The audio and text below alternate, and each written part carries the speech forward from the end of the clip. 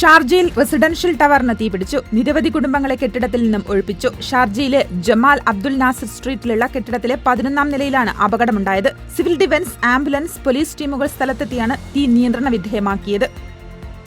Dubai harbour അതുല്യ പദവിയിലേക്ക്. വികസനത്തിന്റെ ഭാഗമായി തുറമുഖത്തെ ഷൈഖ് സയ്യിദ് റോഡുമായി ബന്ധിപ്പിക്കും. 431 മില്യൺ ദിർഹമിന്റെ പദ്ധതി ദുബായ് RTA പ്രഖ്യാപിച്ചു. ഷെയ്ഖ് സയ്യിദ് റോഡുമായി ബന്ധിപ്പിക്കുന്ന 1.5 കിലോമീറ്ററിൽ പാലം പൂർത്തിയാകുമ്പോൾ മണിക്കൂറിൽ 6000 വാഹനങ്ങൾക്ക് തുറമുഖത്തേക്ക് യാത്ര ചെയ്യാൻ കഴിയും.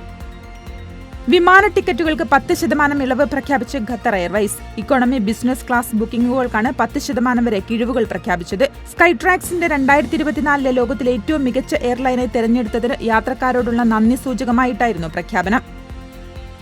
അന്താരാഷ്ട്ര സൈബർ കുറ്റവാളികൾക്കായുള്ള അന്വേഷണത്തിൽ 100 ആളുകൾ അറസ്റ്റിലായി. ഏറ്റവും വലിയ അന്വേഷണം നടന്നത് അജ്മാനിലാണ്. ദുബായിലും കുറ്റവാളികളുടെ എണ്ണത്തിൽ വർധനയുണ്ടായിട്ടുണ്ട്.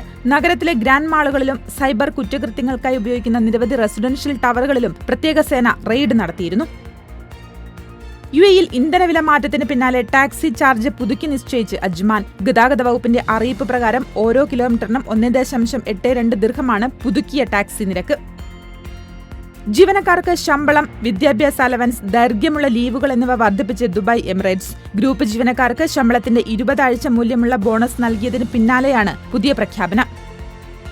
സൗദിയിൽ പാചകവാതക വില കൂട്ടി. സിലിണ്ടർ ഒന്നിന് 2 റിയാൽ കൂടി വില 21.85 റിയാലായി ഉയർന്നു. നാഷണൽ ഗ്യാസ് ആൻഡ് ഇൻഡസ്ട്രിയലൈസേഷൻ കമ്പനിയാണ് വില വർധന പ്രഖ്യാപിച്ചത്.